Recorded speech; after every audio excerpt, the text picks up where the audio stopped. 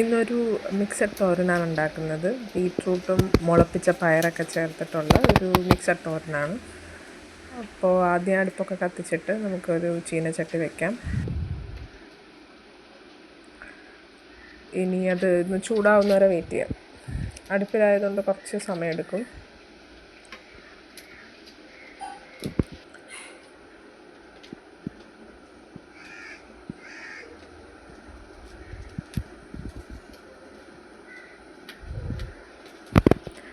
ഇനി അതിലോട്ട് നമുക്ക് എണ്ണ ഒഴിച്ചു കൊടുക്കാം. ഏത് ഓയിലാണെങ്കിലും കുഴപ്പമില്ല. ഞാനിവിടെ ഇപ്പം വെളിച്ചെണ്ണയാണ് എടുത്തേക്കുന്നത്.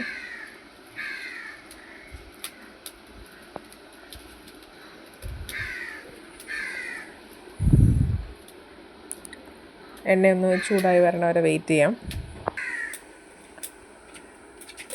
ഇനി അതിലോട്ട് കുറച്ച് കടുക് ഇടുക.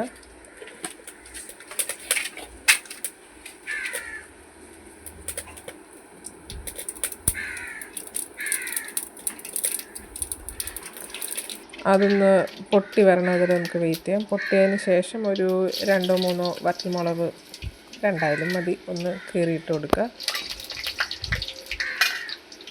കരിയാതെ നോക്കണം അത്. എന്നിട്ട് കുറച്ച് കറിവേപ്പിലയും കൂടെ ഇടുക.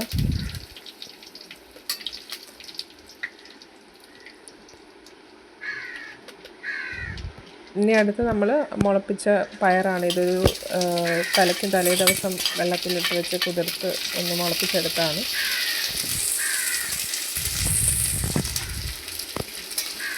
അതൊന്ന് ഒരു സ്റ്റിർ ഫ്രൈ പോലെ ഒന്ന് വെന്ത് വരണം.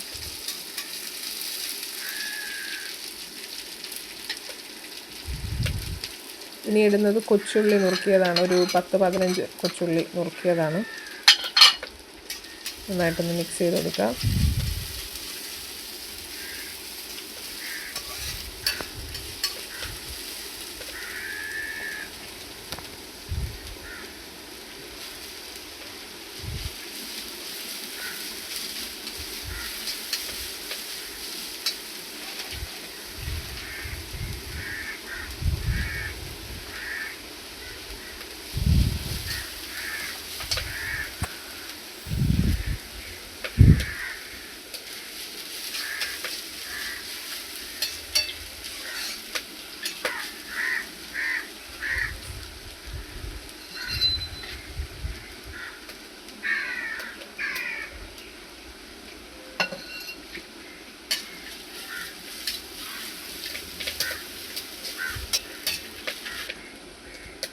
ഇനി നമ്മൾ അതിനകത്ത് ബീറ്റ്റൂട്ടാണ് ഇടുന്നത്. ഇത് ഗ്രേറ്റ് ചെയ്തെടുത്തതാണ് ബീറ്റ്റൂട്ട്.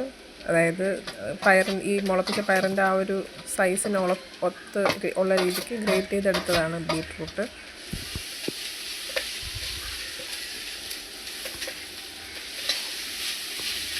നന്നായിട്ട് മിക്സ് ചെയ്ത് കൊടുക്കുക.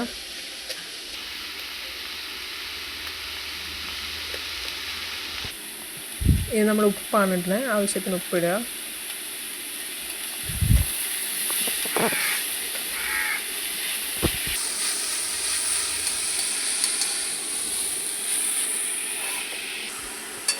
ഇനി അത് വേവാനായിട്ട് ജസ്റ്റ് ഇതുപോലെ ഒന്ന് പൊത്തി വെച്ച് കൊടുക്കുക.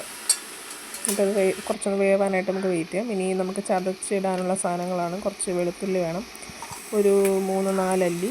പിന്നെ നമുക്ക് ജീരകം വേണം.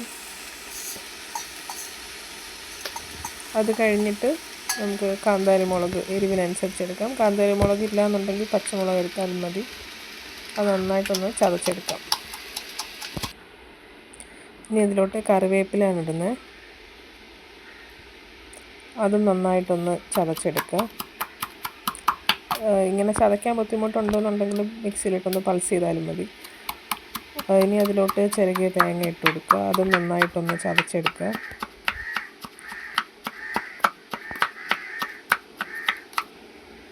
ചതച്ച് ഈ ഒരു പരുവത്തിലാണ് നമുക്ക് വേണ്ടത്.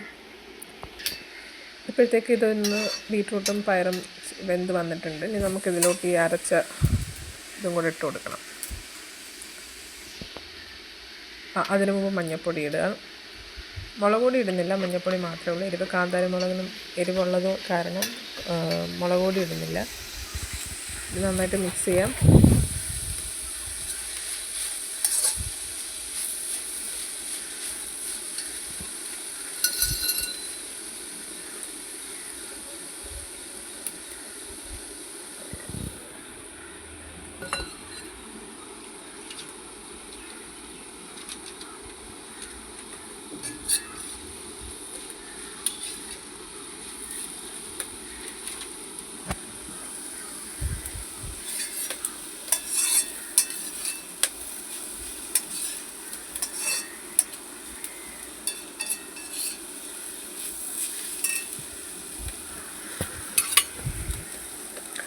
എന്തായാലും ഇത് നന്നായിട്ട് വെന്ത് വന്നിട്ടുണ്ട്.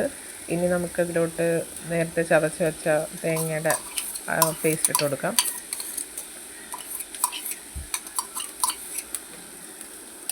ഇനി നന്നായിട്ട് മിക്സ് ചെയ്യാം.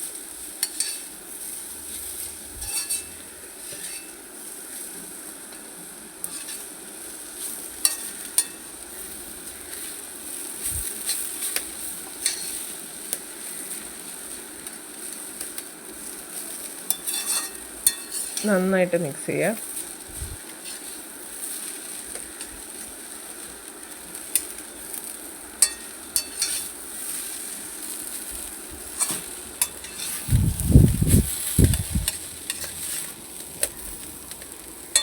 അപ്പോൾ ഇതാണ് ഇതിൻ്റെ ഒരു കൺസിസ്റ്റൻസി എന്ന് പറയുന്നത്. അടിപൊളി ഐറ്റമാണ്. എല്ലാവരും ട്രൈ ചെയ്ത് നോക്കുക.